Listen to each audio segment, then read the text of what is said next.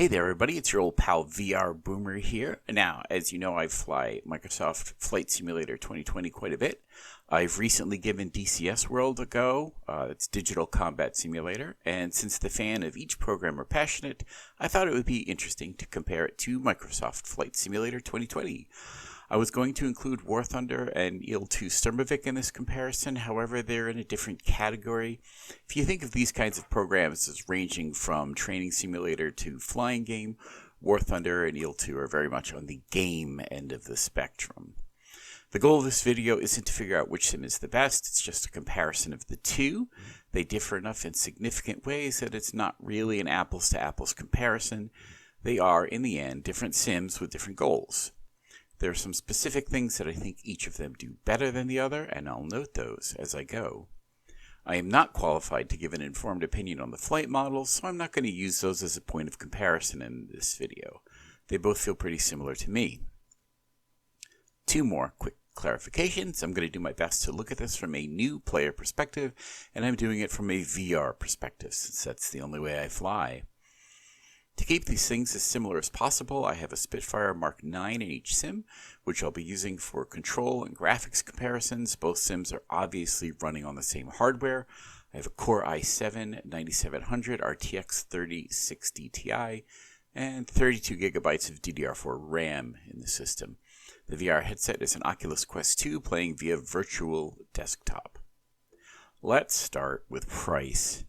Right out of the gate, DCS is free to download and play, while Flight Simulator starts around $60 and goes to $120, although you can catch it on sale sometimes, in which case it can be as low as $35. However, that's not the entire picture. The base version of Flight Simulator comes with 27 aircraft, most of them civilian airliners and general aviation, although an FA-18 is now included. DCS comes with 2 aircraft, both of them trainers. If you want to get the most out of DCS and actually engage in combat, the C in DCS, you're going to have to purchase aircraft modules, which average around $25 to $35. So you can easily spend as much as you would have on the base version of Flight Simulator or even the deluxe version. Both games have third-party dev mods, including aircraft and terrain that can be less expensive or even free. In the end, though, Flight Simulator has a selection that DCS just can't touch. For loading time, DCS has a huge advantage over Flight Simulator, easily less than half the time to go from launching the app to getting airborne. Honestly, it's one of the things I genuinely don't like about Microsoft Flight Simulator, but it is loading the entire planet in, so I guess it's understandable. Personally, I think Flight Simulator's interface for getting a flight started is a bit cleaner and more intuitive, but once you get DCS's figured out, it's easy enough. I know this may seem trivial, but I'd like to mention the home screens of each game quickly. I think this matters for newer players and for people new to each sim and for people new to simming in general. Flight Simulator is really superior here. It's modern, clean, colorful, and easy to navigate. DCS honestly looks quite dated and drab by comparison. Not to mention there's a huge swath of dead space. The first time I played, I didn't even know these icons along the bottom were clickable. The tutorials in both games do a decent job of walking you through the controls and giving you basic flight instructions. I find the instructor's voice in Flight Simulator's tutorials more pleasant, but that's a personal choice. Control mapping screens in sims are always daunting, and neither of these sims is an exception. They're roughly equivalent in ease of mapping, although DCS has a slight edge here. First, I found I could better map every single cockpit control. That's not always the case in Flight Simulator. Some of this comes down to the fact that Flight Simulator has quite a few third-party models available. If you're flying one of the base aircraft, then the cockpit, I believe, is all fully mappable. Notably absent, however, from Flight Simulator's control mapping is axes for rudder and aileron trim.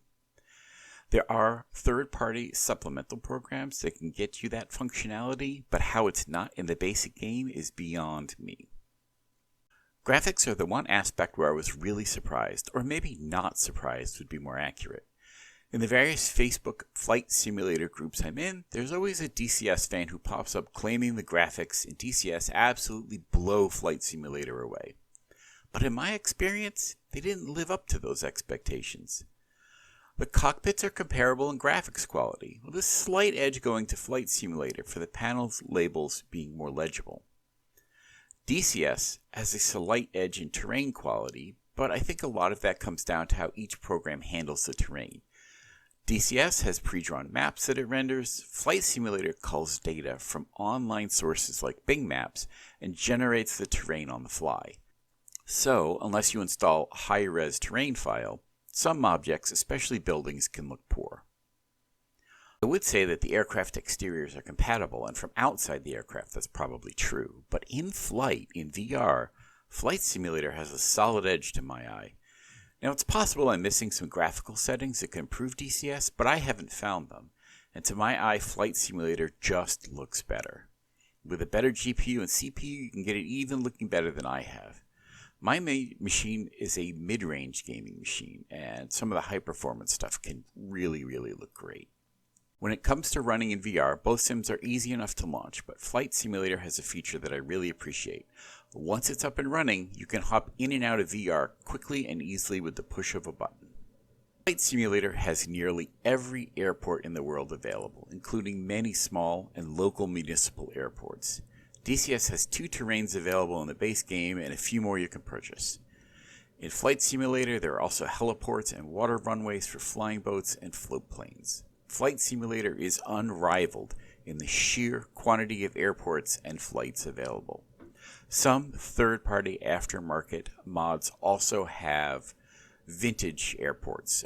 So, for example, I have Wake Island in a World War II setting with World War II aircraft on it. In the end, which sim you would want to choose really comes down to what you're looking for out of the sim. If you want pew pew, then go to DCS World. It probably is the top combat simulator on the market. I honestly don't know of any others which I'd actually classify as sims instead of flying games. If you want no pew and are looking for commercial and general aviation, then Microsoft Flight Simulator 2020 is probably a better choice. If you think I've got anything really wrong here, please let me know down in the comments. If you think I could do the graphics settings better for DCS World, let me know and I'll try and get it looking better. As always, thanks for watching, and I'll see you in the next video.